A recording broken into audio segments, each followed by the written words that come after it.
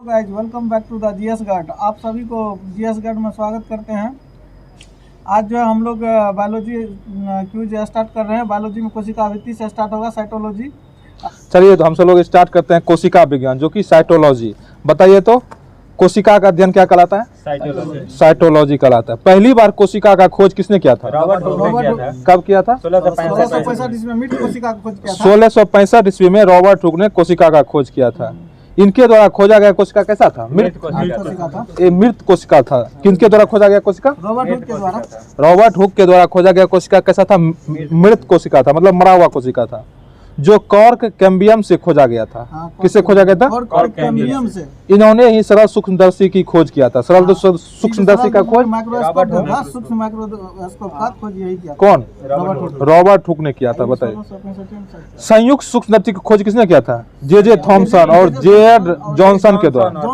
J Thomson और Z Johnson के द्वारा। थॉमसन नहीं होगा, जे जॉनसन के द्वारा। दोनों के द्वारा किया गया था संयुक्त सूक्ष्मदर्शी का खोज, ठीक ना? अच्छा, इलेक्ट्रॉन माइक्रोस्कोप की खोज नोल एवं रस्का नामक विद्वान के द्वारा किया गया था। नोल एवं रस्का के द्वारा किया गया इलेक्ट्रॉन माइक्रोस्कोप की खोज किया। सर्वप्रथम जीवित खोजिका का खोज एंटनी वॉन लुवेनहॉक के द्वारा कब किया गया था? 1674 में। मतलब 1665 में मृत कोशिका का खोज किया गया। 1674 में जीवित कोशिका। 1674 में लुवेनहॉक के द्वारा जीवित कोशिका। ठीक, इन्होंने ही जीवन की खोज भी किए थे, ठीक ना? हालांकि जीवन का नामांकन एहरेन वर्ग के द्वारा किया गया। किसके द्वारा? एहरेन वर्ग के द्वारा किसका नामांकन किया गया था? जीवाणु का नामांकन जो है नामांकन एहन वर्ग के द्वारा जीवाणु का नामांकन किया गया था। किसके द्वारा? एहन वर्ग के द्वारा। स्लाइडन एवं स्वर्ण नामक विद्वान ने सेल थ्योरी दिया था। सेल थ्योरी किसने दिया था? स्लाइडन एवं स्वर्ण ने सेल थ्योरी दिया था। प्रत्येक सजीव स्ट्रक्चर एंड फंक्शन इकाई सेल थ्योरी, जिसके अनुसार कहा गया कि प्रत्येक सजीव का स्ट्रक्चर एंड फंक्शन इकाई क्या होता है? सेल कहलाता है। हाँ, बताइए तो सबसे छोटी कोशिका? प्यूलेरो निमोनिया लाइक ऑर्गेनिज्म। सबसे छोटी कोशिका पीपी। सबसे छोटी कोशिका पीपीएलओ, जिसे ही माइक्रोप्लाज्मा या गैलोसेप्टिकम भी कहा जाता है। इसको क्या बोला गया? माइक्रोप्लाज्मा या गैलोसेप्टिकम किसका नाम है? पीपीएलओ का, जो कि सबसे छोटी कोशिका है। ठीक है। सबसे बड़ी कोशिका? शुतुरमुर्ग का अंडा सबसे बड़ी कोशिका। सबसे लंबी कोशिका? न्यूरॉन तंत्रिका तंत्र सबसे लंबी कोशिका। हमारे शरीर की सबसे बड़ी कोशिका क्या है? ओवा। हमारे शरीर की क्या है? ओवा। ओवा हमारे सबसे शरीर से और सबसे छोटी स्पर्म होता है। महिला का ओवम, छोरा का स्पर्म। कोशिका का प्रकार बताइए। दो प्रकार का होता है। कौन कौन होता है? एक होता है प्रोकैरियोटिक सेल, एक होता है यूकैरियोटिक सेल। प्रोकैरियोटिक सेल होता है जिसके इसमें लगभग सभी कोशिकाओं अविकसित होता है। कैसा होता है? इस प्रकार की कोशिका में डीएनए एवं आरएनए जीव द्रव्य से संबंधित होता है। कैसा होता है? जीव द्रव्य डीएनए और आरएनए प्रोटोप्लाज्म से संबंधित होता है, ठीक ना? इसमें 70 प्रकार का 70S प्रकार का राइबोसोम पाया जाता है। किसमें? अविकसित कोशिका, मतलब प्रोकैरियोटिक में। मतलब 70 प्रकार, मतलब 70S प्रकार का राइबोसोम पाया जाता है। 50S plus 30S। 80 हो गया, ये फिर यूकैरियोटिक में आ जाएगा। नहीं, इसी में आता है। 50 प्लस 30 जो होता है ना, ये प्रोकैरियोटिक में आता है। अविकसित कोशिका के अंतर्गत माइक्रोप्लाज्मा, नीलहरी शैवाल, रीकैरियोटिक्स, ठीक ना, वायरस, बैक्टीरिया इत्यादि को शामिल किया गया है। मतलब कि अविकसित कोशिका में कौन कौन आता है?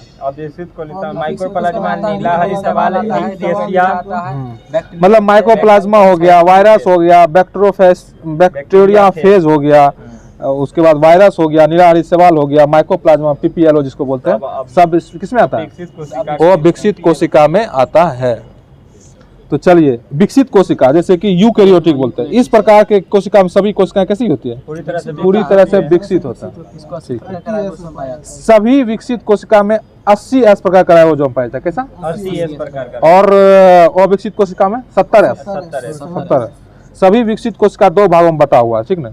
एनिमल सेल और प्लांट सेल और एनिमल सेल, दो भागों में बटा हुआ। हाँ, तो देखिए बताइए तो पादप कोशिका जंतु कोशिका में संबंध क्या क्या है, मतलब कैसे समझेंगे आप एनिमल सेल है और प्लांट सेल है। देखिए इसमें जैसे कि कोशिका भित्ति होता है, कोशिका भित्ति सिर्फ प्लांट में होता है, लेकिन जो है ना प्लांट सेल में होता है, एनिमल में नहीं रहता है। हम लोग जैसे प्लाज्मा मेम्ब्रेन दोनों में होता है, प्लाज्मा मेम्ब्रेन दोनों में होता है। क्लोरोप्लास्ट सिर्फ सिर्फ प्लांट सेल में, प्लांट सेल में रहता है। और जैसे लाइसोसोम एनिमल सेल में एनिमल सेल में होता है लेकिन प्लांट सेल में नहीं होता है। जैसे वैक्यूल वैक्यूम जो होता है अधिकांश भाग पौधा में होता है, दोनों में होता है, ज्यादा होता है के बराबर पौधा में। पौधा में बहुत छोटा होता है, एनिमल में छोटा होता है लेकिन पौधा में वैक्यूल बहुत बड़ा होता है। इसलिए उस लीलोज को पचा लेता है, हम लोग नहीं पचा पाते। हाँ, गोल्जी बॉडी दोनों में, दोनों में पाया जाता है, न्यूक्लियस दोनों में, केंद्रक दोनों में होता है, राइबोसोम राइबोसोम दोनों में पाया जाता है, इंडोप्लाज्मिक रेटिकुलम दोनों में पाया जाता है। दोनों में होता देखिए दोनों में क्या क्या होता है, दोनों में होता है plasma membrane, plasma membrane, Golgi body, nucleus मतलब न्यूक्लियस, राइबोसोम, इंडोप्लाज्मिक रेटिकुलम और वैक्यूल्स जो होता है वैक्यूल्स दोनों में होता है, दोनों में लेकिन नहीं के बराबर जो होता है जंतु में। अब कोशिका के प्रमुख अंग के बारे में चर्चा करते हैं, ठीक है। जैसे कि प्लाज्मा मेम्ब्रेन हुआ, प्रत्येक कोशिका जिस झिल्ली से घिरा हुआ था उसे क्या कहते हैं, प्लाज्मा मेम्ब्रेन कहते हैं। मतलब कोशिका जो चारों बगल से जो झिल्ली से घिरता है उसे प्लाज्मा झिल्ली कहा जाता है। प्लाज्मा झिल्ली कहा जाता है। यह प्लाज्मा झिल्ली का मतलब कि फॉस्फोलिपिड का बना होता है, फॉस्फोलिपिड का बना जिसे प्रोटीन और वसा दोनों पाता है। फॉस्फोलिपिड में क्या क्या पाता है, प्रोटीन और प्रोटीन और वसा। ये पूछ देता है प्रोटीन और वसा, फॉस्फोलिपिड में क्या पाता है, प्रोटीन और वसा पाएगा। प्लाज्मा झिल्ली एक अर्धपारगम्य झिल्ली होता है, अर्थात यह झिल्ली कोशिका के अंदर उपयोगी पदार्थ को आने तो देता है लेकिन कोशिका के अंदर पाए जाने वाले केवल अवशिष्ट पदार्थ को बाहर निकलने देता है। मतलब कि सेमी मेम्ब्रेन प्लाज्मा झिल्ली एक अर्धपारगम्य झिल्ली होता है। इसका क्या काम है, ये जो है ना देखिए, इसका पौष्टिक काम पदार्थ क्या है? सभी पदार्थ को आने देता है, लेकिन पौष्टिक पदार्थ को अंदर में रख लेता है और अवशिष्ट को निकाल देता है। हाँ, अवशिष्ट पदार्थ को निकाल देता है लेकिन पौष्टिक पदार्थ को बाहर नहीं निकलने देता है, लेकिन पौष्टिक पदार्थ को अंदर आने देता आने है। देता है। तो प्लाज्मा मतलब कि प्लाज्मा झिल्ली किसका अर्ध सेमी मेम्ब्रेन का बना होता है। इसका काम समझ गए क्या आता है काम, इसका इसका काम काम ये है होता है कि कि कोशिका पौष्टिक के पदार्थ अंदर को अंदर उपयोगी रख लेता है, पदार्थ को अवशिष्ट आने पदार्थ को देता बाहर है, निकाल देता हाँ। है। लेकिन इसको जो क्या करता है कि जो उपयोगी रहता है उसको रहने देता है और अनुपयोगी को बाहर निकाल देता है, ठीक है। प्लाज्मा झिल्ली कोशिका के अंदर इलेक्ट्रॉन का प्रवाह प्राशन एवं विसरण विधि के द्वारा नियंत्रित होता है। प्लाज्मा झिल्ली कोशिका के अंदर इलेक्ट्रॉन का प्रवाह प्राशन एवं विसरण के द्वारा नियंत्रित होता है। प्लाज्मा झिल्ली के संबंध में फ्लूइड मोजेक मॉडल सीगर एवं निकोलसन नामक विद्वान के द्वारा दिया गया।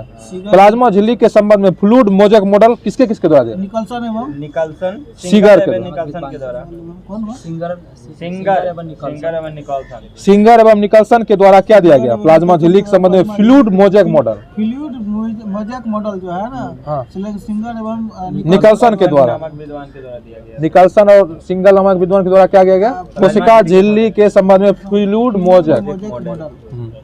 प्लाज्मा झिल्ली को दो भागों में बांटा गया, एक होता है सेल मेम्ब्रेन, एक होता है न्यूक्लियर मेम्ब्रेन। सेल मेम्ब्रेन और न्यूक्लियर मेम्ब्रेन प्लाज्मा झिल्ली को दो प्रकार में भागों में पादप कोशिका में कोशिका झिल्ली के बाहर एक भित्ति पाया जाता है जिसे कोशिका भित्ति कहा जाता है। कहा जाता है। कोशिका भित्ति किसको बोला जाता है, जो अंदर जो पाया जाता है कोशिका झिल्ली के बाहर एक भित्ति पाया जाता है। पादप कोशिका में कोशिका बाहर के अंदर बाहर एक भित्ति पाया जाता है। पादप कोशिका में कोशिका झिल्ली के बाहर एक भित्ति पाया जाता है, उसको क्या बोलते हैं, इसको बोलते हैं कोशिका भित्ति, सेल वाल, सेल वाल उसी को बोलते हैं। जिसके कारण पादप कोशिका का आकार निश्चित होता है। पादप कोशिका का आकार किससे निश्चित होता है, निश्चित होता है सेल वाल सेल वाल के कारण। किसके द्वारा, सेल वाल कई परतों में बांटा जाता है, जैसे कि प्राथमिक कोशिका भित्ति, द्वितीयक कोशिका भित्ति, तृतीयक कोशिका भित्ति, मध्य पटल, इस तरह समझे ना। देखिए प्राथमिक कोशिका भित्ति यह मुख्य रूप से सेलुलोज की बनी होती है। इसमें नहीं है। अच्छा कोई बात नहीं। देखिए ना प्राथमिक कोशिका भित्ति यह मुख्य रूप से किसका बनाता है, सेलुलोज का। किसका बनाता है, सेलुलोज का कौन, प्राथमिक कोशिका भित्ति। और द्वितीयक कोशिका भित्ति यह कोशिका भित्ति के ठीक नीचे पाया जाता है, जो मुख्य रूप से cellulose, pectin, lignin cellulose, pectin, lignin के कारण होता है। लिग्निन के कारण होता है। कौन, द्वितीयक कोशिका। क्वेश्चन प्रूफ नहीं पूछा। हाँ, और तृतीयक कोशिका भित्ति यह द्वितीयक कोशिका भित्ति के नीचे पाया जाता है, जो मुख्य रूप से जाइलम पदार्थ की बनी होती है। इसका जाइलम का तृतीय कोशिका कोशिका भित्ति जाइलम सेकंड कोशिका भित्ति मतलब सेल्यूलोज, पैक्टिन और लिग्निन। सेलुलोज, पैक्टिन और लिग्निन के अब फर्स्ट कोशिका भित्ति सेल्यूलोज का, सेलुलोज के कारण। हाँ, सेकंड सेलुलोज, पैक्टिन और लिग्निन का, और थर्ड मतलब जाइलम पदार्थ का बना होता है। अब मध्य पटल मिडिल, यह मुख्य रूप से कैल्शियम तथा मैग्नीशियम के द्वारा बनी होती है। मध्य पटल जो है हाँ, कैल्शियम तथा मैग्नीशियम का और कैल्शियम का बना हुआ है। किसका मध्य पटल बना था? मादे वाला मैग्नीशियम। बोलिए, ठीक ना। प्लाज्मा झिल्ली के भीतर पाए जाने वाले द्रव की जीव द्रव्य कहा जाता है, जिसे दो भागों में बांटा। जीव द्रव्य को कितने भागों? दो भाग में। कौन? देखिए, कोशिका द्रव और केंद्रिका द्रव। साइटोप्लाज्म और न्यूक्लियो, ये मतलब कि ये मतलब प्लाज्मा झिल्ली को दो भाग में बांटा गया है। मतलब प्लाज्मा झिल्ली के भीतर पाए जाने वाले द्रव को जीव द्रव कहता है। जीव द्रव को दो भाग में। प्लाज्मा झिल्ली के भीतर जो है ना द्रव पाया जाता है, हाँ, और उसको दो भाग में बांटा गया, साइटोप्लाज्म और न्यूक्लियोप्लाज्म। साइटोप्लाज्म और न्यूक्लियोप्लाज्म। इसमें केंद्रक वाला केंद्रक कहा जाता है। इसके चारों तरफ जो होता है ना, इसको हम लोग बोलते हैं कोशिका द्रव। हाँ, कोशिका द्रव बीच वाला। अच्छा ये बताइए, कोशिका झिल्ली एवं केंद्रिका झिल्ली के बीच पाए जाने वाले द्रव को क्या बोलते हैं? कोशिका द्रव। कोशिका द्रव कहेंगे। हाँ, कोशिका झिल्ली एवं केंद्रिका झिल्ली के बीच हाँ, यही पाया जाता है, उसको बोलते हैं कोशिका द्रव। बोलते हैं। और कोशिका झिल्ली के अंदर पाए जाने वाले द्रव पदार्थ को केंद्रिका द्रव कहा जाता है। मतलब कोशिका झिल्ली के अंदर पाए जाने वाले द्रव पदार्थ को केंद्रिका द्रव कहा जाता है। अच्छा, जीव द्रव की खोज किसने किया था? जीव द्रव की खोज इसने पुरकिंजे। पुरकिंजे जीव द्रव की खोज पुरकिंजे के द्वारा 1840 में क्या हुआ? पुरकिंजे नामक विद्वान ने जीव द्रव की खोज किया था। हाँ, ये बताइए, जीव द्रव में 80% से अधिक भाग में पानी पाता है, शेष भाग में प्रोटीन और कार्बोहाइड्रेट एवं वसा। जीव द्रव में कितना परसेंट पानी था? 80% पानी पाया जाता है। और 20% में 20% में आपको हो गया जल, हो गया कार्बोहाइड्रेट, प्रोटीन और वसा। जल तो 80% रहता है, 80%। ठीक ना। किसमें? जीव द्रव में। जीव द्रव का खोज पुरकिंजे 1840 में। ये बताइए, जीव द्रव एक गाढ़ा चिपचिपा द्रव होता है जिसे अस्कंदन का गुण पाया। जिसमें क्या? अस्कंदन का। अस्कंदन थका जैसे रहता है। हाँ, मोटा हो गया। कोशिका द्रव में कौन गति पाई जाती है? कोशिका द्रव में कौन गति? ब्राउनी गति। कोशिका द्रव में, हाँ, कोशिका द्रव में ब्राउनी गति पाया जाता है। जीव द्रव के अंदर ही कोशिका के विभिन्न अंग पाया जाता है। जीव द्रव के अंदर ही कोशिका के विभिन्न अंग, जैसे हो गया माइटोकॉन्ड्रिया हो गया, गोल्जी बॉडी हो गया, जितना लाइसोसोम हो गया, सेंट्रोसोम हो गया, एंडोप्लाज्म रेटिकुलम, ये कहाँ पाया जाता है? ये सब पाया जाता है जीव द्रव के अंदर ही पाया जाता है। जीव द्रव के अंदर क्या पाया जाता है? ये सब माइटोकॉन्ड्रिया, यही जो अंग होता है। देखिए, माइटोकॉन्ड्रिया के बारे में आप जो जीव द्रव जो कि वो अंग होता है ना, उसके बारे में चर्चा करते हैं, ठीक है। बताइए, माइटोकॉन्ड्रिया यह प्रत्येक कोशिका में पाए जाने में सबसे महत्वपूर्ण अंग है, जिसे और किस नाम से जाना जाता है? बायोप्लास्ट। माइटोकॉन्ड्रिया किस नाम से जाता है? बायोप्लास्ट के नाम से जाना जाता है। माइटोकॉन्ड्रिया की खोज 1880 में किया था, कोलिकर के द्वारा, जबकि 1890 में अल्टमॉन ने इसका वर्णन बायोप्लास्ट के रूप में किया। बेंडा नामक विद्वान ने 1897 में इसका नाम क्या दिया? माइटोकॉन्ड्रिया। इसका देखिए खोज 1880 में कोलिकर के द्वारा हुआ, लेकिन 1897 में बेंडा नामक विद्वान इसका नाम क्या दिया? माइटोकॉन्ड्रिया नाम दिया। बेंडा नामक विद्वान ने क्या नाम दिया? माइटोकॉन्ड्रिया। माइटोकॉन्ड्रिया इकाई झिल्ली से बनी हुई दोहरी परत वाली संरचना है, जिसकी बाहरी परत चिकनी होती है, जबकि आंतरिक परत में कैसा संरचना होता है? उंगली नुमा, जिसे क्या बोलते हैं? क्रिस्टी। उंगली नुमा माइटोकॉन्ड्रिया के उंगली नुमा संरचना क्या बोलते हैं? क्रिस्टी बोलते हैं। ये क्वेश्चन पूछ देता है उसको। माइटोकॉन्ड्रिया में जो अंदर में उंगली नुमा संरचना होता है उसको क्या बोलते हैं? क्रिस्टी बोला जाता है। प्रत्येक क्रिस्टी पर टेबल टेनिस के रैकेट के समान संरचना पाई जाती है, जिसे ऑक्सीजोम कण कहा जाता है। कौन कण कहा जाता है? ऑक्सीजोन कण कहा जाता है। मतलब टेबल टेनिस रैकेट के समान संरचना पाई जाती है क्रिस्टी पर, और क्रिस्टी पर टेबल टेनिस रैकेट के समान संरचना पाई जाती है, जिसे ऑक्सीजोम कहा जाता है। ऑक्सीजोम कहा जाता है। यह इलेक्ट्रॉन के अधिगम में महत्वपूर्ण काम करता है। डीएनए केंद्रक में बाहर माइटोकॉन्ड्रिया एवं क्लोरोप्लास्ट हरित लवक में भी पाया जाता है। हाँ, डीएनए केंद्रक के बाहर माइटोकॉन्ड्रिया एवं क्लोरोप्लास्ट हरित लवक में भी पाया जाता है। मतलब हरित लवक में भी डीएनए पाया जाता है, ठीक ना? हरित लवक में भी डीएनए पाया जाता है। माइटोकॉन्ड्रिया को कोशिका का ऊर्जागृह कहा जाता है। ये तो समझ रही है, क्योंकि माइटोकॉन्ड्रिया में कोश के शोषण के क्रेब्स चक्र की प्रक्रिया होती है। 36 एटीपी का निर्माण होता है, टोटल 40 एटीपी का निर्माण होता है। हाँ। जिसमें कि टोटल 38 पूरा 40 होता है। हाँ। 4 एटीपी का खत्म 36 एटीपी मेन होता है। अच्छा 36 एटीपी का निर्माण होता है क्रेब चक्र के द्वारा मात्र 36 एटीपी। अब देखिए गोल्जी बॉडी, इसकी खोज किसने किया था? गोल्जी बॉडी की खोज हाँ कैमिलो गोल्जी के द्वारा। गोल्जी बॉडी की खोज कैमिलो गोल्जी के द्वारा गोल्डी बॉडी का खोज किया गया था। इसे लाइपोकॉन्ड्रिया भी कहा जाता है। पादप कोशिका में, हाँ लाइपोकॉन्ड्रिया, पादप कोशिका में गोल्जी बॉडी को डिक्टियोसोम भी कहा जाता है। पादप कोशिका में गोल्जी बॉडी को डिक्टियोसोम। यह प्रत्येक कोशिका में केंद्रक के निकट पाया जाने वाला एक थैली नुमा संरचना होता है। कैसा होता है? थैली नुमा संरचना होता है। किसका? गोल्जी बॉडी का। गोल्जी बॉडी का मुख्य कार्य क्या है बताइए? ये पूछता है। कोश के शोषण करना। कोश के शोषण में कौन कौन करता है? देखिए वही मतलब कहीं से कहीं सामान ढक ले जाता है। कोश के शोषण करना था। गोल्जी बॉडी को परिवहन मतलब परिवहन का काम करता है, मतलब परिवहन के नियंत्रक के नाम से भी जाना जाता है इसको। किसको? सिलेक्शन का काम करता है ना। नहीं होने का काम करता है।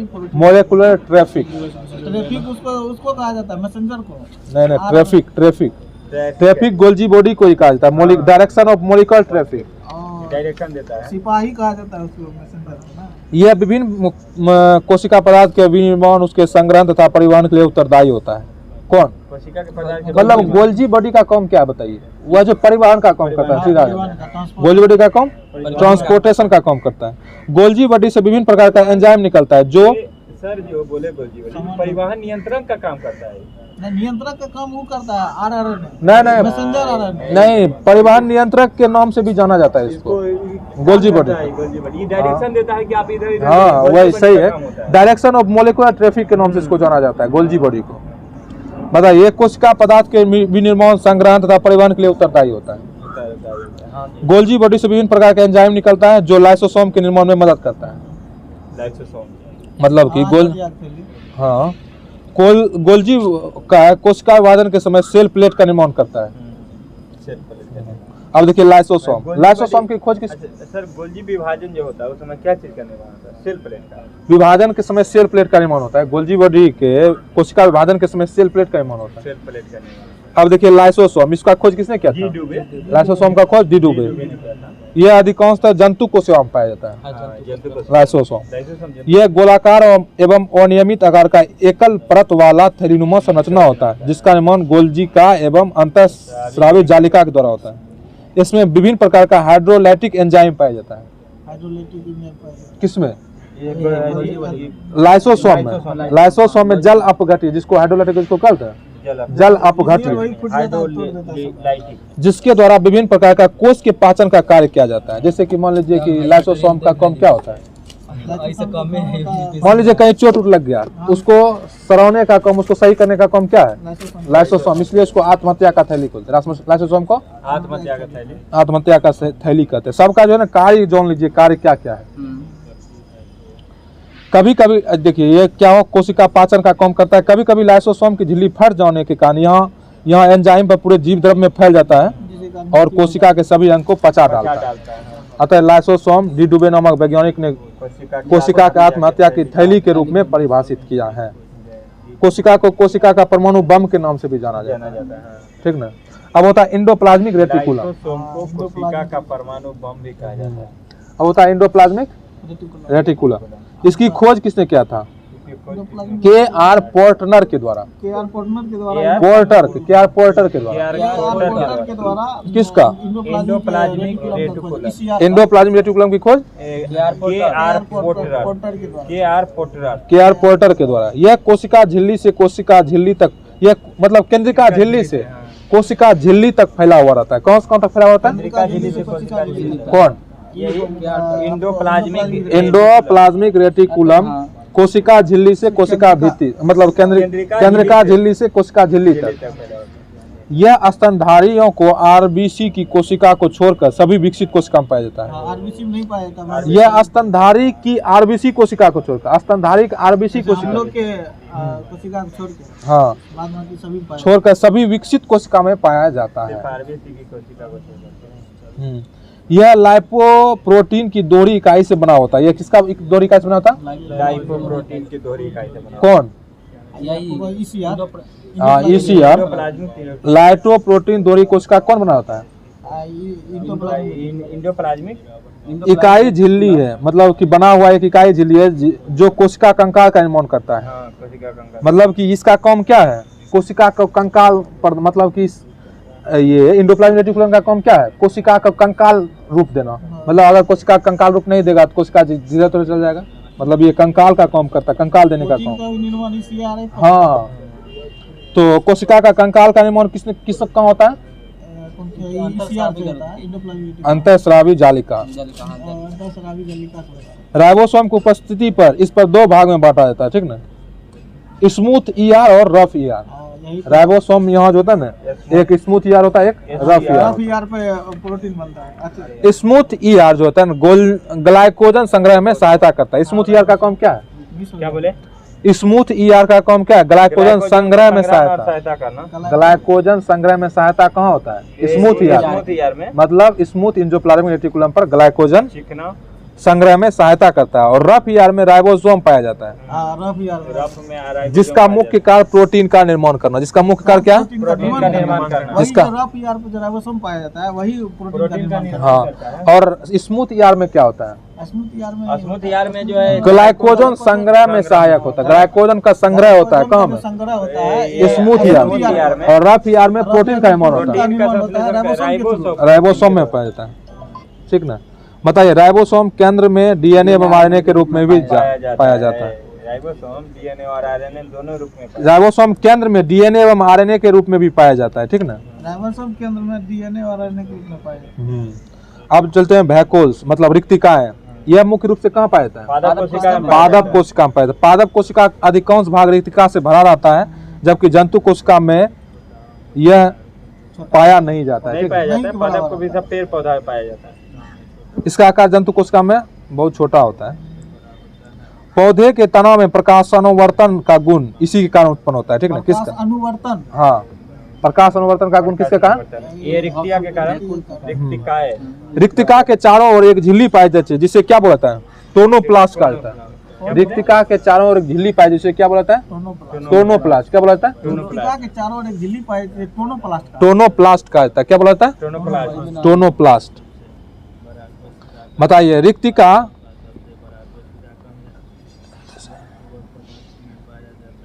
बताइए तो रिक्तिका जो है ना एंथ्रासीन का बना होता है। रिक्तिका एंथ्रासीन क्या होता है? कोई अथी होगा, मतलब कि अरे एंथ्रासीन ये सब रक्त का जो होता है ना। रिक्तिका क्या किसका बना होता है? एंथ्रासीन का बना होता है, जिसके कारण लाल रंग, गुलाबी रंग, नीला रंग, बैंगनी रंग के प्रति अधिक सक्रिय होता है। हाँ। अब होता है प्लास्टिड, लवक। इसकी खोज हैकल के द्वारा किया गया था। हैकल के द्वारा, किंतु लवक शब्द का प्रथम प्रयोग WS सिम्पर के द्वारा किया गया। WS सिम्पर के द्वारा लवक शब्द का प्रथम प्रयोग किया गया था, ठीक ना? यह केवल पादप कोशिका में पाया जाता है। यह 3 प्रकार का होता है, मतलब कि ओवर्णी लवक, ओवर्णी लवक, वर्णी लवक और हरित लवक। ओवर्णी लवक में यह पेड़ पौधे के उन हिस्सों में पाया जाता है जहाँ सूर्य का प्रकाश नहीं पहुँच पाता है। अच्छा, वर्णी में जहाँ सूर्य का प्रकाश पहुँच भी नहीं करता। हाँ, यह भूमिगत तना एवं जड़ में पाया जाता है। यह सफेद रंग का होता है। ओवर्णी कैसा होता है? सफेद रंग। इसमें मतलब कोई रंग नहीं होता है। नहीं, मतलब जहाँ धूप नहीं हमको लगता पहुँचता है है, धूप प्रकाश नहीं पहुँचता है। इसी कारण इनका सफेद रंग। हाँ, इसका हाँ, ये मतलब कि जहाँ सूर्य का प्रकाश नहीं पहुँच पाता है। यह भूमिगत तना एवं जड़ में पाया जाता है। भूमिगत तना और जड़ में क्या पाया जाता है? वर्णी लवक पाया जाता है। लिकोप्लास्ट। और वर्णी लवक यह रंगीन होता है, जिसके कारण फल फूल का रंग अलग अलग होता है। वर्णी लवक क्लोरोप्लास्ट को यह कई प्रकार का होता है, जैसे टमाटर का रंग लाइकोपिन के कारण, गाजर का रंग कैरोटीन के, चुकंदर का रंग विटामिन के कारण, और सेब का लाल रंग राइबोफ्लाविन के कारण, मिर्च का लाल रंग कैप्साइसिन के कारण। ये सब क्या है? वर्णी लवक क्रोमोप्लास्ट। जिसे कि आलू का हरा रंग सेलोनिन के कारण, फूल का पीला रंग ज़ैंथोफिल। ज़ैंथोफिल के कारण। पपीता का पीला रंग पपीता का पीला रंग कैरिकोजेंथिल। और हल्दी का पीला रंग हाँ कुकुरमीन के कारण। और तेल का पीला रंग तेल का पीला रंग कैरिकोनाइड। तेल का पीला रंग कैरिकोनाइड के कारण। क्या बोले? कैरिकोनाइड। कैरिकोनाइड के कारण तेल का पीला रंग होता है। सेब का लाल रंग राइबोफ्लोविन के कारण। हाँ अब देखिए का पीला रंग कैरोटीन के कारण। अब देखिए हरित लवक क्लोरोप्लास्ट। ये था क्रोमोप्लास्ट। तभी क्लोरोप्लास्ट हम बोले थे, आप सही निकल आए। क्रोमोप्लास्ट मतलब एक ही जैसा लगता है उच्चारण। देखिए ये वो था वर्णी लवक को बोलते हैं क्रोमोप्लास्ट, ये बोलते हैं हरित लवक को क्लोरोप्लास्ट। क्लोरो मतलब क्लोरो। इसकी खोज सिम्पर नामक विद्वान के द्वारा। क्लोरोप्लास्ट की खोज सिम्पर नामक। हरित लवक का खोज किसने किया था? सिम्पर नामक विद्वान ने किया था। यह केवल हरे पेड़ पौधे में पाया जाता है। हरित लवक क्लोरोफिल का बना होता है, जिसका मुख्य घटक क्या होता है? मैग्नीशियम होता है। क्लोरोफिल को प्रकाश संश्लेषी अवयव है। क्लोरोफिल क्या है? प्रकाश संश्लेषी अवयव है, क्योंकि क्लोरोफिल के द्वारा सूर्य के प्रकाश को अवशोषित किया जाता है और प्रकाश संश्लेषण क्रिया में मदद किया जाता है। अतः क्लोरोफिल को प्लांट किचन हाउस के नाम से भी जाना जाता है। क्लोरोफिल के भीतर पाए जाने वाले कण को स्ट्रोमा कहा जाता है। क्लोरोफिल के भीतर पाए जाने वाले कण को क्या बोलते हैं? स्ट्रोमा कहा जाता है। स्ट्रोमा कहा जाता है, जिसमें प्रकाश संश्लेषण का अप्रकाशित प्रक्रिया होता है। डार्क रिएक्शन होता है। डार्क रिएक्शन होता है, मतलब कि स्ट्रोमा में डार्क रिएक्शन होता है। और ग्रेना में जो होता है इसमें प्रकाशित प्रक्रिया होती है, लाइट रिएक्शन। हाँ मतलब ये भी याद रखिए, स्ट्रोमा में डार्क रिएक्शन। स्ट्रोमा में रात को खाना बनाता है। आप बताइए केंद्रक न्यूक्लियस के बारे में चर्चा करते हैं, ठीक ना? केंद्रक की खोज किसने किया था? रॉबर्ट ब्राउन ने किया था। रॉबर्ट ब्राउन ने किसका खोज किया था? केंद्रक का खोज किया था रॉबर्ट ब्राउन। इसे कोशिका का क्या बोलते हैं? Centre hall of the cell. नियंत्रण कक्ष बोला जाता है। केंद्रक को नियंत्रण कक्ष बोला जाता है कोशिका का, ठीक है? प्रत्येक केंद्र के चारों ओर झिल्ली पाई जाती है और केंद्रिका झिल्ली के अंदर पाए जाने वाले द्रव को केंद्रिका द्रव कहा जाता है, जिससे डीएनए, आरएनए और गुणसूत्र पाया जाता है। डीएनए, आरएनए एवं गुणसूत्र पाया जाता है कहाँ? केंद्रक में डीएनए, आरएनए और गुणसूत्र तीनों पाया जाता है। केंद्रक के भीतर पाए जाने वाले केंद्रिका की खोज फोंटान नामक वैज्ञानिक के द्वारा किया गया था, किंतु इनका नाम बोमेन नामक विद्वान के द्वारा रखा गया। फोंटान नामक विद्वान ने केंद्रिका की खोज किया और इसका नाम किसने रखा था? बोमेन ने। फोंटा ने खोज किया। Robert brown. फोंटाना केंद्रक के भीतर पाए जाने वाले केंद्रिका की खोज फोंटान नामक विद्वान ने किया, लेकिन इसका जो नामकरण किसने किया था? बोमेन नामक विद्वान ने किया था, ठीक ना? केंद्रक के अंदर पाए जाने वाले केंद्रिका खोज फोंटान नामक। हाँ, लेकिन इसका नामकरण बोमेन नामक विद्वान ने दिया था। इसमें सर्वाधिक मात्रा में क्या पाया जाता है? प्रोटीन पाया जाता है। केंद्रक में सर्वाधिक मात्रा में प्रोटीन पाया जाता है और इसके अतिरिक्त आरएनए एवं डीएनए भी पाया जाता है। केंद्रक के अंदर पाए जाने वाले धागेनुमा संरचना को क्या बोलते हैं? धागेनुमा संरचना को धागेनुमा संरचना को गुणसूत्र कहा जाता है, जो किसका बना होता है? क्रोमैटिन का बना होता है। किसका? क्रोमैटिन का बना होता है। यह क्रोमैटिन रासायनिक तौर पर न्यूक्लियो प्रोटीन होता है, जिसमें हिस्टोन प्रोटीन पाया जाता है। हिस्टोन प्रोटीन पाया जाता है कहाँ में? क्रोमैटिन रासायनिक तौर पर क्या होता है? न्यूक्लियो प्रोटीन होता है, और जिसमें हिस्टोन प्रोटीन पाया जाता है। क्रोमैटिन रासायनिक तौर पर क्या होता है? प्रोटीन होता है, न्यूक्लियो प्रोटीन। गुणसूत्र में क्या पाया जाता है? अंदर में क्रोमैटिन। और क्रोमैटिन के अंदर में क्या होता है? क्रोमैटिन के अंदर हिस्टोन प्रोटीन पाया जाता है, ठीक ना? क्रोमैटिन रासायनिक तौर पर क्या होता है? न्यूक्लियो प्रोटीन, जिसमें कि हिस्टोन प्रोटीन पाया जाता है। गुणसूत्र मैट्रिक्स एवं डीएनए का बना होता है। गुणसूत्र किसका बना होता है? डीएनए और मैट्रिक्स का बना होता है। मैट्रिक्स होता है, मैट्रिक्स का बना। गुणसूत्र की खोज किसने किया था? स्टार्सबर्गर नामक विद्वान ने गुणसूत्र की खोज किया था। गुणसूत्र की खोज किसने किया था? स्टार्सबर्गर नामक विद्वान ने किया। स्टार्सबर्गर नामक विद्वान ने गुणसूत्र का खोज किया था। गुणसूत्र का खोज किया था, किंतु इसका नाम किसने दिया था? इसका नाम वाल्डेयर नामक विद्वान है। इसका नाम वाल्डेयर नामक विद्वान ने दिया था नामकरण। गुणसूत्र की खोज किसने किया था? स्ट्रासबर्गर, और इसका नाम वाल्डेयर ने दिया था। गुणसूत्र को आनुवंशिक गुण का वाहक कहा जाता है। गुणसूत्र को अनुवांशिक गुण का वाहक कहा जाता है। माता पिता से बच्चों में आनुवंशिक गुण क्रोमोसोम के द्वारा आता है, किंतु आनुवंशिक गुण के उत्तरदायी कारक जीन होता है। आनुवंशिक गुण का उत्तरदायी कारक जीन होता है। जीन होता है। जीन की खोज जीन की खोज जॉनसन के द्वारा किया गया था। यह भी डीएनए एवं हिस्टोन प्रोटीन का बना होता है। डीएनए एवं हिस्टोन प्रोटीन का बना होता है। जीन होता है। हाँ, प्रत्येक जीन गुणसूत्र पर सजा रहता है। हाँ। गुणसूत्र पर सजा रहता है प्रत्येक जीन, और क्रोमोसोम के माध्यम से ही जीन एक पीढ़ी से दूसरे पीढ़ी में गति करता है। क्रोमोसोम के माध्यम से क्या करता है जीन? एक दूसरे पीढ़ी में गति करता है। क्रोमोसोम के माध्यम से। क्रोमोसोम के धागेनुमा संरचना को क्रोमेटिन कहा जाता है। ये तो पहले ही पढ़ लिए हैं। क्रोमेटिन जो होता है, इसमें रासायनिक तौर पर क्या रहता है? न्यूक्लियोप्रोटीन, जिसमें हिस्टोन प्रोटीन पाया जाता है। ठीक है। न्यूक्लियोप्रोटीन क्रोमोसोम के धागेनुमा संरचना को क्रोमेटिन कहा जाता है। ठीक ना। और क्रोमेटिन के चारों ओर एक झिल्ली पाई जाती है। इस झिल्ली को पेलिकीय झिल्ली कहा जाता है। क्या बोला था? पेलिकीय झिल्ली कहा जाता है। पेलिकीय झिल्ली किसको कहा जाता है? इस झिल्ली में जो होता है ना, क्रोमेटिन के चारों ओर एक झिल्ली पाया जाता है। हाँ। क्रोमेटिन के चारों ओर क्या पाया जाता है? एक झिल्ली पाया जाता है। उस झिल्ली का क्या नाम है? पेलिकीय, मतलब पेलिकील झिल्ली। पेलिकील झिल्ली। गुणसूत्र का धागेनुमा संरचना जिस स्थान पर आकर मिलता है उसे क्या बोलते हैं? क्रोमैटिड कहा जाता है। क्रोमैटिड कहा जाता है। क्रोमेटिड कहा जाता है। इस क्रोमेटिड को इस सेंट्रोमियर के नाम से भी जाना जाता है। क्रोमेटिड को क्या नाम जाता है? सेंट्रोमियर के नाम से भी जाना जाता है। कोशिका विभाजन के इस धागेनुमा संरचना क्रोमेटिन का विभाजन होता है। अच्छा, मनुष्य में गुणसूत्र की संख्या कितना होता है? 46 जोड़ा, जिसमें एक जोड़ा लिंग गुणसूत्र एवं 22 जोड़ा लैंगिक गुणसूत्र पाया जाता है। मतलब ऑटोसोम जिसको बोलते हैं। 22 जोड़ा ऑटोसोम का होता है और एक जोड़ा सेक्स क्रोमोसोम का पाया जाता है। मेल में सेक्स क्रोमोसोम XY और फीमेल में XX। बच्चे में लिंग निर्धारण पुरुष के गुणसूत्र के द्वारा होता है। पुरुष क्रोमोसोम के द्वारा होता है। 22 जोड़ा गुणसूत्र जिसे ऑटोसोम कहा जाता है, यह शरीर के अन्य अंगों के निर्माण में मदद करता है। मतलब कभी कभी एग्जाम में पूछ देता है कि ऑटोसोम में कितना जोड़ा गुणसूत्र होता है? 22 जोड़ा। और ओलोसोम में एक जोड़ा सेक्सुअल जो दाढ़ी मोच आता है ना, यही 22 जोड़ा के कारण आता है। हाँ, ये शरीर के अन्य भागों निर्माण में मदद करता है। जबकि सभी जीव जंतु में सबसे कम गुणसूत्र किसका होता है? सभी जीव जंतु में सबसे कम गुणसूत्र एस्केरस में केवल एक जोड़ा पाया जाता है। एस्केरस का एक जोड़ा। हाँ, एस्केरस में सिर्फ एक जोड़ा गुणसूत्र पाया जाता है। एस्केरस में एक जोड़ा गुणसूत्र पाया जाता है। सबसे कम गुणसूत्र होता है किसमें?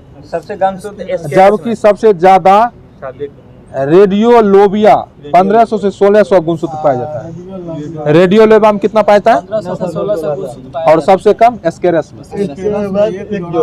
अब न्यूक्लिक एसिड के बारे में पढ़ते हैं। ठीक ना। न्यूक्लिक एसिड नाभिक के अम्ल की खोज किसने किया था? फीडक मिक्सचर के द्वारा। फीडक मिक्सचर के द्वारा नाभिकीय अम्ल का खोज, न्यूक्लिक एसिड का खोज फीडक मिक्सचर के द्वारा। ठीक ना। ये बताइए, नाभिकीय अम्ल जो होता है, न्यूक्लियोटाइड के हजारों अणु पाया जाता है। नाभिक अम्ल में न्यूक्लियोटाइड के हजारों अणु पाया जाता है। हाँ, न्यूक्लियोटाइड का हजारों अणु कहाँ पाया जाता है? नाभिकीय अम्ल में। न्यूक्लियोटाइड के निर्माण में पेंटोज शुगर, फास्फोरिक एसिड एवं नाइट्रोजन बेस मदद करता है। मतलब न्यूक्लियोटाइड के निर्माण में कौन कौन मदद करता है? पेंटोज शुगर, फास्फोरिक एसिड और नाइट्रोजन बेस। न्यूक्लियोटाइड के निर्माण में कौन कौन मदद करता है? बोलिए। पेंटोज शुगर, फास्फोरिक एसिड और nitrogen base. Nitrogen base, phosphoric acid, pentose sugar. ठीक ना। ये न्यूक्लियोटाइड के निर्माण में मदद करता है। पेंटोज शुगर दो प्रकार का होता है। एक होता है राइबोज शुगर, होता है एक deoxy ribose sugar. Ribose sugar DNA में पाया जाता है। आरएनए में, सॉरी, राइबोज शुगर आरएनए में, और डायराइबोज शुगर डीएनए में। देखिए, डीएनए में जो डायराइबोज शुगर पाता है, फास्फोरिक एसिड के कारण ही न्यूक्लिक एसिड की प्रवृत्ति अम्लीय होता है। न्यूक्लिक एसिड की प्रवृत्ति अम्ल किसके द्वारा होता है? फास्फोरिक एसिड के कारण न्यूक्लिक एसिड की प्रवृत्ति कैसी होती है? अम्लीय होती है। नाइट्रोजन बेस दो प्रकार का होता है। ठीक ना। प्यूरिन बेस यह दो प्रकार का होता है, एडेनिन और ग्वानिन। पिरामाइडिन बेस यह 3 प्रकार का होता है, थायमिन, साइटोसिन और यूरेसिल। प्यूरिन बेस कितना प्रकार का? 2 प्रकार। कौन कौन? एडेनिन और ग्वानिन। और पैरामाइडाइन बेस? पैरामाइडाइन 3 प्रकार का। कौन कौन? Cytosine, uracil. ठीक है। डीएनए में पैरामाइडाइन बेस प्रकार का होता है, जैसे थायमिन, साइटोसिन। आरएनए में पैरामिड बेस प्रकार का होता है जैसे यूरेसिल और साइटोसिन। मतलब डीएनए में होता है थायमिन और साइटोसिन, और आरएनए में क्या होता है? यूरेसिल और साइटोसिन। डीएनए में डीएनए और आरएनए में आओ। दोनों में साइटोसिन पाया जाता है। हाँ, डीएनए में थायमिन और आरएनए में यूरेसिल। आरएनए में थायमिन क्षार के स्थान पर यूरेसिल क्षार पाया जाता है। डीएनए वही हुआ आरएनए में आरएनए में। नहीं सर डीएनए आरएनए में बनाया गया है। आरएनए सही करो। बताइए, नाइट्रोजन बेस हमेशा जोड़ा बना कर रहता है। नाइट्रोजन बेस हमेशा जोड़ा बनाता है, उसी को एटीजीसी कहा जाता है। हाँ, ये बताइए नाइट्रोजन बेस हमेशा कैसा रहता है? जोड़ा बनाकर रहता है। जिसमें एक प्यूरिन बेस हमेशा पिरामिडाइन बेस के साथ जुड़ा रहता है। डीएनए में एडेनिन बेस के साथ हमेशा थायमिन बेस जुड़ा रहता है, जबकि आरएनए में एडेनिन बेस के साथ एडेनिन में थायमिन जुड़ा रहता है, आरएनए में यूरेसिल जुड़ जाता है। एडेनिन के साथ यूरेसिल। बताइए, डीएनए एवं आरएनए दोनों में ही ग्वानिन बेस के साथ साइटोसिन और क्षार बना रहता है। मतलब कि डीएनए एवं आरएनए में ग्वानिन बेस के साथ दोनों में ग्वानिन के साथ क्या होता है? साइटोनिन का क्षार। साइटोसिन का क्षार डीएनए में आरएनए में ग्वानिन के साथ होता है, ठीक ना। डीएनए, इसकी खोज किसने किया था? बताइए। डीएनए की खोज, डीएनए की खोज, इसकी खोज फ्रीडक मिक्सचर के द्वारा किया गया था। डीएनए का खोज, हाँ, डबल हेलिक्स दिया था वाटसन एंड क्रिक। लेकिन अगर डीएनए की खोज बोलेगा तो क्या बोलिएगा? बताइए। फ्रेडरिक मिक्सचर के द्वारा डीएनए की खोज। फ्रेडरिक मिक्सचर के द्वारा डीएनए की खोज। जेडी वाटसन एवं किसका? हाँ, जेडी वाटसन एवं एफएच क्रिक नामक विद्वान ने 1953 में डीएनए के द्विकुंडित मॉडल दिया था। मतलब वाटसन एवं क्रिक ने डबल हेलिक्स मॉडल किसने दिया था? कब दिया था? 1953 में दिया था। और इसका डीएनए की खोज किसने किया था? फ्रेडरिक मिक्सचर ने। कुंडली दिया था। अच्छा, 1962 में डीएनए के एक्स-रे विश्लेषण के आधार पर वाटसन एवं क्रिक के साथ साथ विल्किंस नामक विद्वान को संयुक्त रूप से चिकित्सा विज्ञान का नोबेल पुरस्कार दिया गया था। मतलब वाटसन और क्रिक को भी दिया और विल्किंस नामक विद्वान को भी दिया था 1962 में। डीएनए के एक्स-रे विश्लेषण के आधार पर, प्राइज मिला था। हाँ, डीएनए के एक्स-रे विश्लेषण के आधार पर वाटसन एवं क्रिक को क्या मिला था? चिकित्सा विज्ञान का नोबेल पुरस्कार 1962 में। डीएनए का द्विकुंडलिक वयस कितना होता है? 20 एंगस्ट्रम। डीएनए में दो न्यूक्लियोटाइड के बीच का दूरी कितना होता है? एंगस्ट्रम। कितना होता है? 3.4 एंगस्ट्रम। प्रयोगशाला में सर्वप्रथम डीएनए का संश्लेषण कौन वर्ग नामक विद्वान के द्वारा किया गया था? हाँ, प्रयोगशाला में डीएनए सर्वप्रथम डीएनए का विश्लेषण कौन वर्ग नामक विद्वान के द्वारा किया गया था? उन्होंने प्रकनली कृत्रिम विधि से डीएनए तैयार किया था। उसने प्रकनली में कृत्रिम विधि से डीएनए तैयार किया था। डीएनए तैयार किया था, ठीक ना, कृत्रिम विधि से। जेनेटिक कोड की खोज भारतीय मूल के वैज्ञानिक कौन किया था? हरगोविंद खुराना। इन्होंने ही सर्वप्रथम फंगी में स्थानांतरण आरएनए किए से कृत्रिम विधि से जीन का संश्लेषण किया था। जीन का संश्लेषण सर्वप्रथम किसने किया था? हरगोविंद खुराना। अच्छा, टम्पलिंग जीन का खोज किसने किया था? जंपिंग जिन की खोज किया था मैक्सीटॉप। जंपिंग जिन की खोज मैक्सीटॉप के द्वारा, मैलिकटॉप के द्वारा। अच्छा, ये बताइए, क्रोमोसोम थ्योरी बारबेरी एवं सटर नामक विद्वान के द्वारा। क्रोमोसोम थ्योरी बारबेरी और सटर नामक विद्वान के द्वारा दिया गया था। कौन? बारबेरी एवं सटर नामक विद्वान के द्वारा। सजीवों में आनुवंशिक इकाई जीनों का ब्लूप्रिंट डीएनए को कहा जाता है। जीन का ब्लूप्रिंट डीएनए को कहा जाता है। आनुवंशिक गुण के लिए उत्तरदायी जीन होता है। आनुवंशिक गुण का वाहक क्रोमोसोम। आनुवंशिक जीन का वाहक क्रोमोसोम होता है। क्या होता है? क्रोमोसोम। डीएनए फिंगरप्रिंट के द्वारा आपराधिक पहचान, माता पिता या संतान संबंधित विवाद को आसानी से सुलझाया जाता है। भारत में डीएनए फिंगरप्रिंटर कहाँ स्थित है? हैदराबाद। डीएनए फिंगरप्रिंट कहाँ है? हैदराबाद में स्थित है। हाँ, फिंगरप्रिंट हैदराबाद में स्थित है। मूसी नदी के किनारे हैदराबाद। अच्छा, प्रत्येक जीव में पाए जाने वाले जीन जेनेटिक कोड अलग अलग होता है, जिसके कारण एक दूसरे की पहचान किया जा सकता है। माता पिता के जेनेटिक कोड से मिलता जुलता है ये जेनेटिक कोड उनके बच्चे में पाता है, जिसके कारण ये उनके बच्चे में भी स्पष्ट पहचान हो पाती है। माता पिता के जेनेटिक कोड से मिलता जुलता है ही जेनेटिक कोड उनके बच्चे में पाता है। ये बताइए, डीएनए के दोनों क्षर हाइड्रोजन बॉन्ड के साथ एक दूसरे के साथ जुड़ा होता है। किस बॉन्ड के साथ? डीएनए के दोनों छत्र हाइड्रोजन बॉन्ड के साथ डीएनए के दोनों क्षर जो होता है ना, स्ट्रैंड मतलब क्षर का मतलब स्ट्रैंड हाइड्रोजन बॉन्ड के साथ जुड़ा हुआ रहता है। ठीक है, जब यह हाइड्रोजन बॉन्ड कमजोर हो जाता है तो क्या होता है? हाइड्रोजन बॉन्ड जब कमजोर डीएनए के दोनों क्षर में बिखराव हो जाता है। स्वाभाविक है, जब हाइड्रोजन बॉन्ड कमजोर होगा डीएनए बिखराव हो जाएगा। हाँ सर। इस घटना को डीएनए का क्या बोलते हैं? रिफ्लेक्शन कहता है। जब डीएनए के दोनों मतलब के खंड में बिखराव होता है, इसको क्या बोलता है?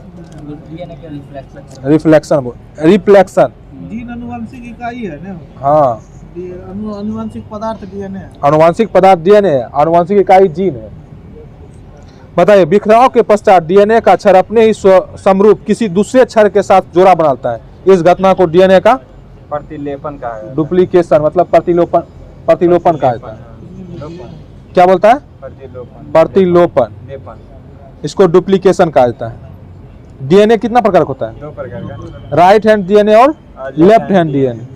इस राइट हैंड डीएनए जो होता है इसमें द्विकुंडलिक व्यास 20 एंगस्ट्रम का होता है और एक कुंडल में कुल 10 न्यूक्लियोटाइड पाया जाता है और इस नॉर्मल डीएनए के नाम से भी जाना जाता है, जो सभी जीवों में पाया जाता है। बताइए तो, राइट हैंड डीएनए में कितना न्यूक्लियोटाइड पाया जाता है? 20 न्यूक्लियोटाइड 10 न्यूक्लियोटाइड पाया जाता है और इसका व्यास 20 एंगस्ट्रम का होता है। और लेफ्ट हैंड डीएनए में 18 एंगस्ट्रम। इस डीएनए की खोज कौन किया था? नीर डी मेबम वैग नामक विद्वान के द्वारा। कौन क्या था? नीर डी मेबम वैग नामक विद्वान। लेफ्ट हैंड का कौन क्या था? हाँ, अच्छा, इसमें द्विकुंडल व्यास कितना होता है? लेफ्ट हैंड में 18 एंगस्ट्रम और प्रत्येक कुंडल के कुल कितना न्यूक्लियोटाइड होता है? 12 न्यूक्लियोटाइड होता है। मतलब राइट हैंड में 10 न्यूक्लियोटाइड होता है और इसमें 12 न्यूक्लियोटाइड पाए जाते हैं। 12 न्यूक्लियोटाइड होता है। ठीक ना? कुछ विषाणु। अच्छा, ये बताइए, आरएनए के बारे में पढ़ते हैं। आरएनए एक क्षार वाला एक संरचना है। आरएनए कैसा है? एक क्षार वाला एक संरचना है। डीएनए के आंतरिक संरचना के समान ही लगभग आरएनए की भी आंतरिक संरचना पाया जाता है। जैसा डीएनए वैसा आरएनए रहता है। डीएनए को थायमिन क्षार के स्थान पर आरएनए के यूरेसिल क्षार पाया जाता है। आरएनए कौन क्षार पाया जाता है? यूरेसिल। आरएनए में राइबोसोम पाया जाता है जिसका मुख्य कार्य प्रोटीन का संश्लेषण करना। आरएनए में क्या पाया जाता है? मुख्य कार्य है इसका प्रोटीन का आरएनए में पाया क्या जाता है? राइबोसोम पाया और इसका मुख्य काम क्या है? प्रोटीन का संश्लेषण करना। प्रोटीन का संश्लेषण करना। ये बताइए, आरएनए का मुख्य काम प्रोटीन का संश्लेषण करना होता है, किंतु कुछ विषाणु में यह आनुवांशिक पदार्थ के रूप में भी काम करता है। जैसे हो गया टबैकोमैसिस वायरस TMV पाया जाता है। ठीक ना? उसका भी हैंसन डिवीजन ये अच्छा शब्द है। ये बताइए, आरएनए कितना प्रकार का होता है? 3 प्रकार। 3 प्रकार का, mRNA, tRNA और rRNA। mRNA का काम क्या है? मैसेंजर का काम। यह कुल आरएनए का 5 से 10% तक होता है और इसका मुख्य काम प्रोटीन संश्लेषण के लिए विभिन्न प्रकार के एमिनो अम्ल का तैयार करना और उससे क्रम में निश्चित करना। इसका मुख्य काम क्या है? एमिनो अम्ल को तैयार कर देना। हाँ, उससे क्रम में निश्चित करना। किसका काम है? mRNA का काम है एमिनो अम्ल का तैयार करना और उसको क्रम में निश्चित करना। एमिनो अम्ल का तैयार करना किस अम्ल का? mRNA का काम है उसको तैयार करना और उसे एक क्रम में।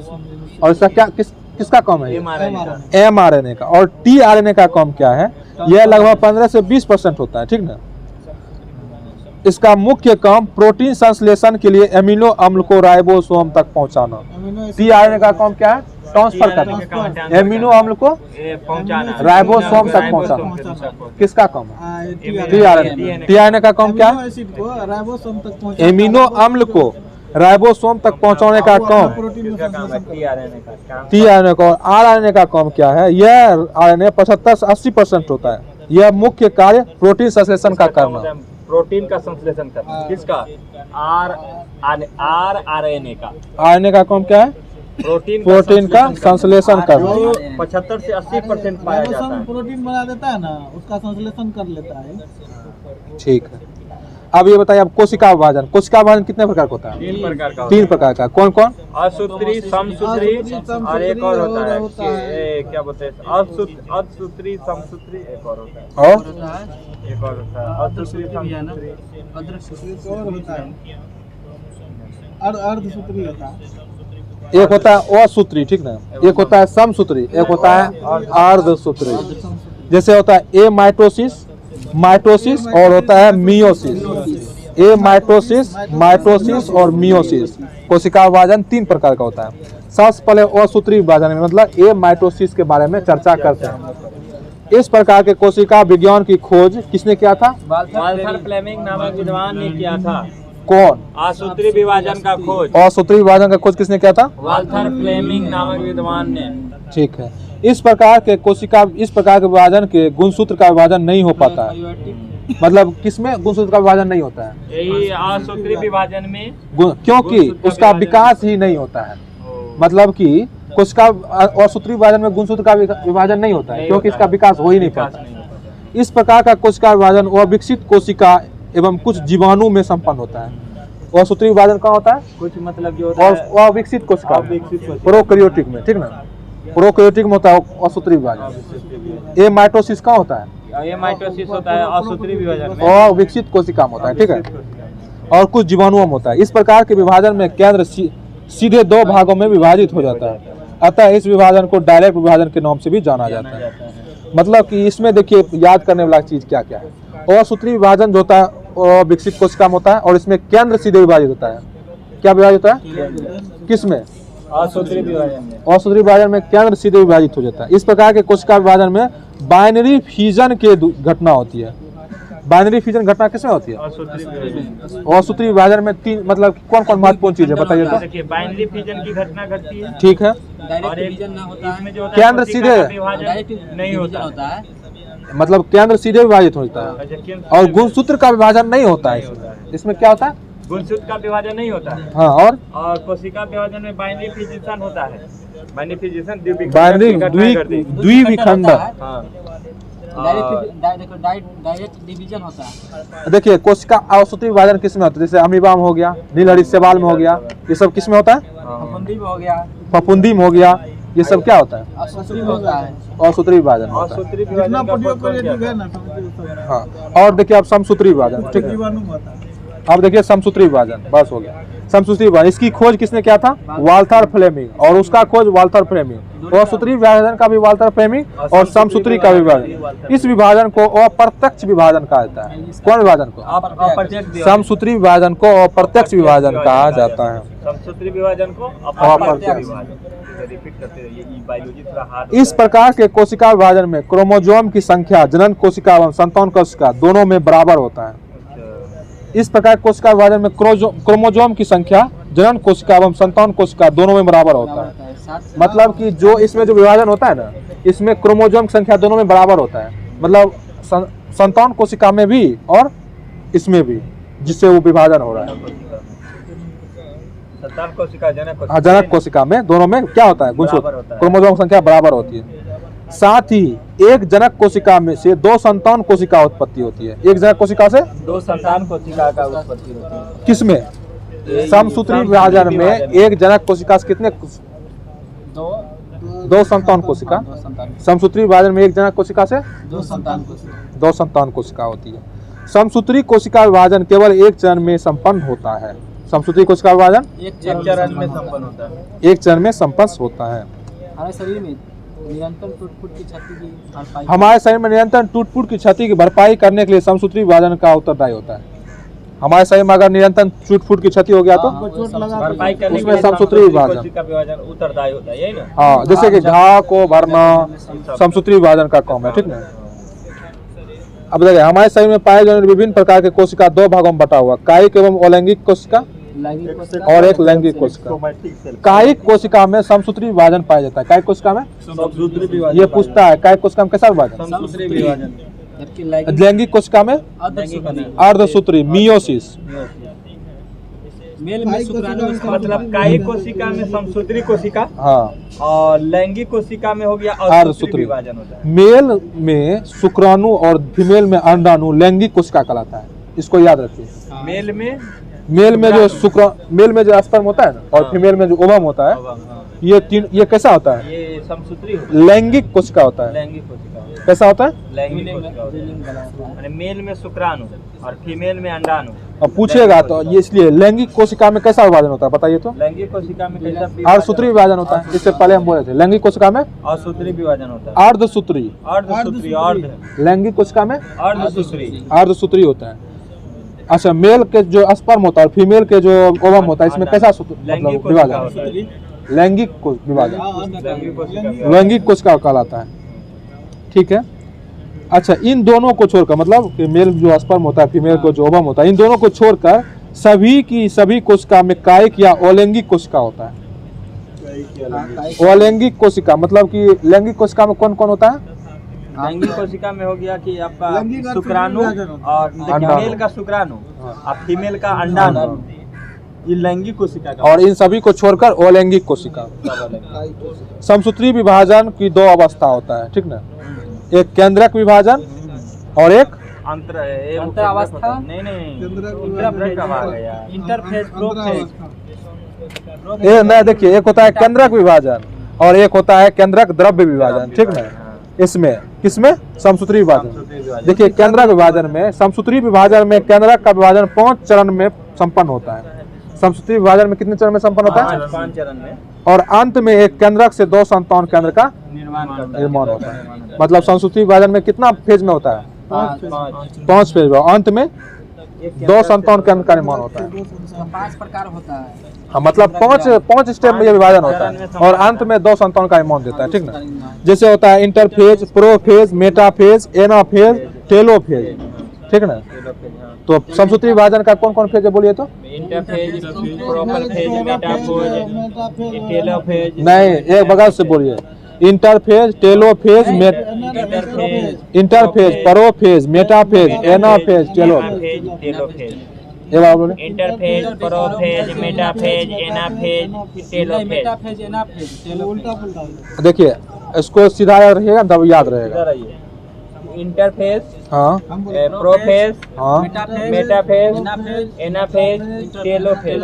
देखिए, अब इंटरफेज के बारे में पढ़ते हैं, ठीक ना? इसमें केंद्रक विभाजन करने की सारी प्रक्रिया पूरी कर ली जाती है। इंटरफेज में क्या होता है? मैंने इसमें केंद्रक विभाजन करने की सारी प्रक्रिया तैयार हो जाता है। हाँ, किंतु विभाजन की प्रक्रिया प्रारंभ नहीं हो पाती है। अर्थात इस अवस्था को विभाजन से पूर्व की अवस्था का बोलेगा। विभाजन की पूर्व की अवस्था को क्या बोला जाता है?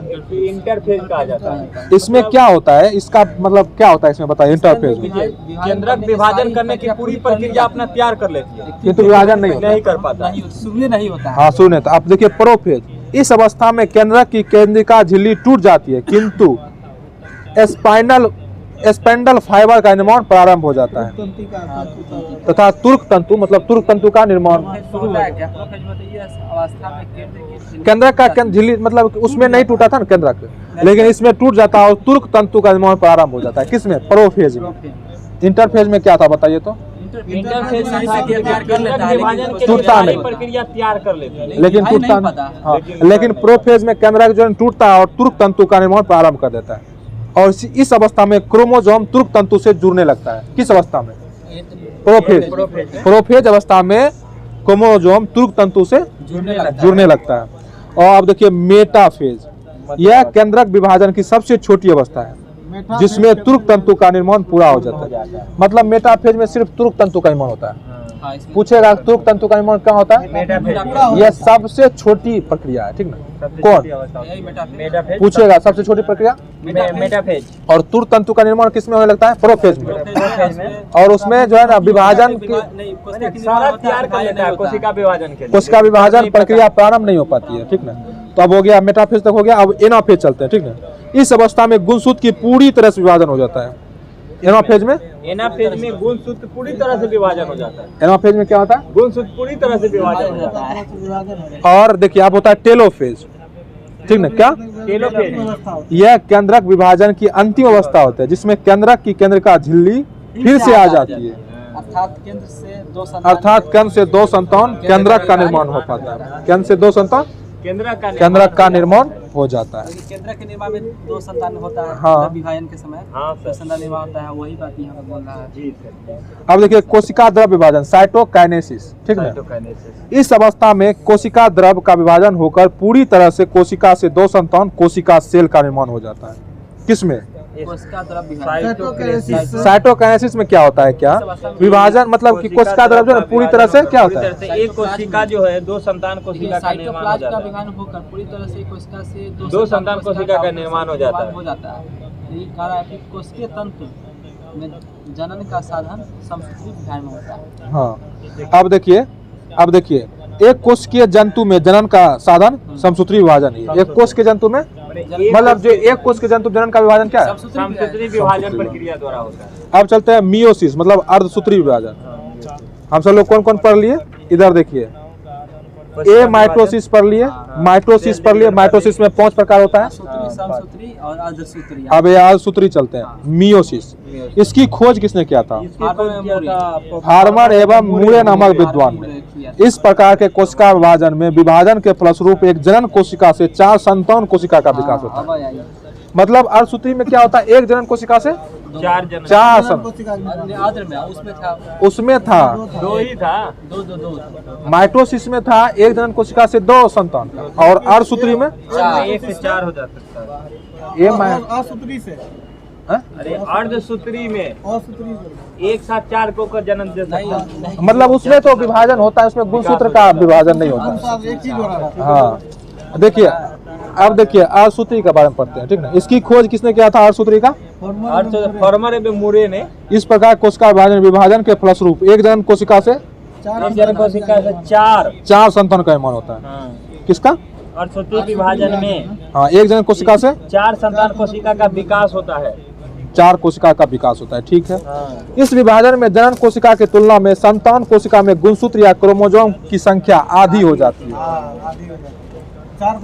इस विभाजन में जनन कोशिका की तुलना में क्या होता है? संतान कोशिका में क्रोमोसोम की संख्या आधी हो जाती है। जनन कोशिका की तुलना में मतलब कि जनन, हाँ, जनन कोशिका की तुलना में संतान कोशिका के गुणसूत्र आधी हो जाती है। इसको याद रखिए। कौन किसमें? अर्धसूत्री विभाजन में क्या होता है? एक साथ जब 4 गो का जब करेगा विकास करेगा, 4 संतान का विकास जो करता है, तो जो जनन कोशिका होता है उसका 4 मतलब भागों में क्या हो जाता है? आधा हो जाता है। 50% आधी हो जाता है। मतलब जनन कोशिका की तुलना में संतान कोशिका का जो है ना गुणसूत्र या क्रोमोसोम आधा हो जाता है। मान लीजिए अगर उसका 24 है तो इसका 12 हो जाएगा, ठीक है। इस प्रकार के कोशिका विभाजन में भी विभाजन की प्रक्रिया 2 चरण में संपन्न होता है। देखिए, पहला हुआ केंद्रक विभाजन, एक दूसरा हुआ कोशिका द्रव विभाजन। कोशिका द्रव और केंद्रिका विभाजन। केंद्र विभाजन उसका द्रव तो पढ़ लिए। और इसमें होता है दिखा रहा है। इन 5 देखिए, जैसे कि इसमें होता है ना पूर्णावस्था होता है, मध्यावस्था होता है, पाश्चावस्था होता है, अंतावस्था होता है। मतलब केंद्रक विभाजन 2 चरण में संपन्न होता है, जिसे अर्धसूत्री विभाजन 1 मतलब मियोसिस 1 एवं मियोसिस 2 कहा जाता है। किसमें? केंद्रक विभाजन में। केंद्रक विभाजन 2 चरण में संपन्न होता है। केंद्रक विभाजन कितने चरण में? विभाजन में मियोसिस फर्स्ट और मियोसिस सेकंड कहा जाता है। अच्छा, मियोसिस फर्स्ट और मियोसिस सेकंड। देखिए, मियोसिस फर्स्ट 5 चरण में संपन्न होता है। मियोसिस फर्स्ट किसमें? 5 चरण में होता है। 5 चरण। जैसे देखिए, एक होता है interphase first, prophase first, metaphase first, anaphase first और टेलोफेज। मियोसिस फर्स्ट जो होता है ये 5 चरण में होता है। वही वाला जो कि हम सब लोग पढ़े थे। इसमें किसमें पढ़े थे? समसूत्री विभाजन में जो पढ़े थे 5 जो फेज में होता है, इसमें बस इसमें फर्स्ट लगा देना। पहला इंटरफेज पहला, प्रोफेज पहला, मेटाफेज पहला, एनाफेज पहला, टेलोफेज पहला, ठीक ना। इन 5 में सबसे बड़ी होता है प्रोफेज प्रथम। हाँ, ये अवस्था होती है जो 5 चरण में संपन्न होता है। अब देखिए, एक होता है इन 5 में सबसे बड़ी अवस्था कौन होती है? प्रोफेज होता है। प्रोफेज फर्स्ट की अवस्था होती है जो 5 चरण में संपन्न होता है। प्रोफेज फर्स्ट किस चरण में होता है? 5। देखिए, मायोसिस एक बार इसे समझ लीजिए। मियोसिस फर्स्ट जो होता है 5 चरण में संपन्न होता है। Interphase first, prophase first, metaphase first, anaphase first, telophase.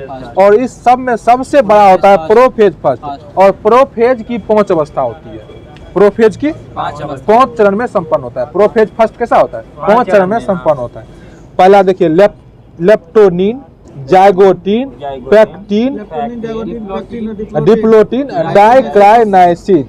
तो इसको पढ़ते हैं, प्रोफेज फर्स्ट की 5 अवस्था इसको पढ़ते हैं, ठीक है। Leptotene, zygotene, pachytene, diplotene, diakinesis.